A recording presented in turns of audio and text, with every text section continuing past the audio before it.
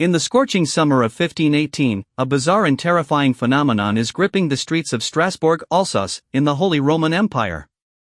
People are dancing uncontrollably, consumed by an inexplicable frenzy that refuses to subside. As the days pass, the dance becomes more frantic, more intense, and more deadly.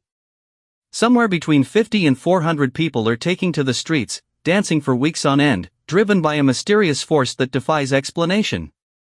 The dance is a mesmerizing spectacle, with people moving in unison, their bodies swaying to a rhythm that only they can hear.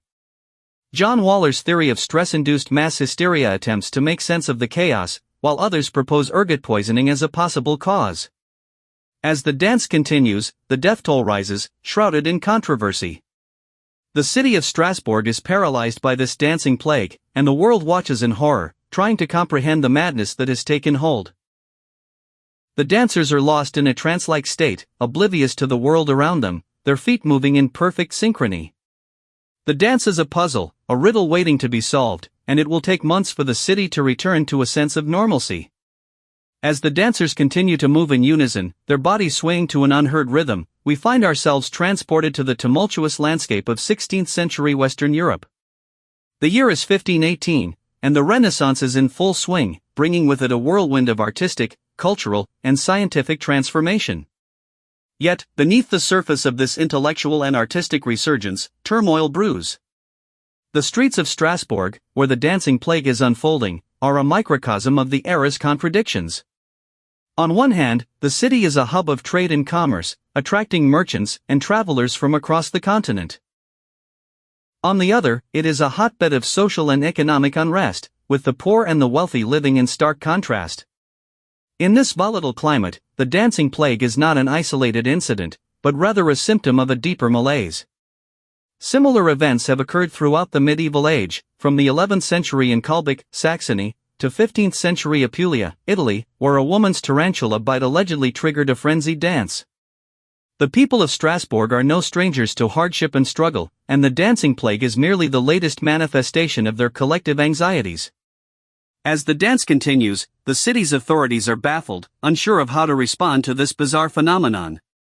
They will soon turn to the medical experts of the time, who will propose a range of explanations, from hot blood to demonic possession. The dance is a puzzle, and the people of Strasbourg are desperate for a solution. With each passing day, the dance grows more frenzied, more intense, and the city teeters on the brink of chaos. The year 1518 will be etched in the annals of history as a time of great upheaval, and the dancing plague is just the beginning. As the dance grows more frenzied, more intense, the city of Strasbourg teeters on the brink of chaos. The year 1518 will be etched in the annals of history as a time of great upheaval, and the dancing plague is just the beginning. With each passing day, the streets of Strasbourg are filled with the sound of frantic footsteps, the wail of frantic cries, and the desperate attempts of onlookers to intervene. The dancers, now numbering in the thousands, are a mesmerizing yet terrifying sight, their bodies contorted in impossible poses, their faces twisted in a mixture of ecstasy and agony. The dancing fever spreads rapidly, infecting people from all walks of life, regardless of age, sex, or social status. The dancers are oblivious to the world around them, lost in a trance-like state, their minds consumed by the rhythm of the dance. They dance for hours, for days, their bodies slowly succumbing to exhaustion, dehydration, and hunger. The city's authorities are powerless to stop the dance, unable to comprehend the cause of this mass hysteria. Some believe the dancing could be brought on by food poisoning, caused by the toxic and psychoactive chemical products of ergot fungi, which grows commonly on grains used for baking bread. However, this theory is not without its flaws, as it is unlikely that those poisoned by ergot could have danced for days at a time. The ergotism theory also fails to explain why almost every outbreak occurred somewhere along the Rhine and Moselle rivers, areas linked by water but with quite different climates and crops. As the dance continues to spread, the people of Strasbourg are gripped by fear and uncertainty, unsure of what the future holds. The city streets are now a battleground, with the dancers on one side, and the authorities, onlookers, and concerned citizens on the other. The dancing plague is a phenomenon that will leave an indelible mark on the city, a testament to the power of mass hysteria and the fragility of human psychology. The dance shows no signs of abating, and the city of Strasbourg is on the verge of collapse. The city of Strasbourg is on the brink of chaos as the dancing plague reaches its most frenzied and fatal point. Thousands of people are now dancing uncontrollably in the streets, their bodies jerking and twitching in random, intricate movements. The dancers are in a trance-like state, oblivious to the world around them, as they spin and leap through the crowded streets. The sound of pounding feet and labored breathing fills the air, a cacophony of chaos that threatens to consume the entire city. As the dancers spin out of control, their bodies begin to fail them. Hearts are racing, muscles are cramping, and feet are bleeding, but still they dance. The streets are filled with the sounds of groaning and screaming, as the dancers' bodies begin to succumb to the relentless pace. The city's authorities are powerless to stop the dance, as if some unseen force is driving the people of Strasbourg to move their bodies in this strange, uncontrollable way. Historians have speculated that the dancing plague may have been an example of stress-induced mass hysteria, triggered by the extreme poverty, starvation, and disease that plagued the region. The people of Alsace were already on edge, and the dancing plague may have been the culmination of months of pent-up anxiety and fear.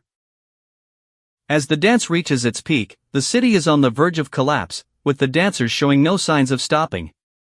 The dance is a chorea, a situation characterized by random and intricate unintentional movements that flit from body part to body part. It's as if the dancers are possessed by some kind of primal energy, driving them to move their bodies in ways that defy explanation. The city is a whirlwind of color and sound, a maelstrom of movement that threatens to consume everything in its path. The dancing plague is a phenomenon that will leave an indelible mark on the city, a testament to the power of mass hysteria and the fragility of human psychology. As the dance reaches its climax, the city of Strasbourg is forever changed, its people left to pick up the pieces and wonder at the strange and terrifying power of the human mind. The dance is a force of nature, unstoppable and unrelenting, and it will not rest until it has claimed its last victim. As the dance finally begins to subside, the city of Strasbourg is left to survey the devastating aftermath. The streets, once filled with the frantic footsteps of the afflicted, are now empty and still. The people, exhausted and traumatized, struggle to come to terms with the strange and terrifying events that have unfolded. In the end, it is estimated that dozens, perhaps even hundreds, of people have died as a result of the dancing plague, their bodies worn out from days of continuous dancing.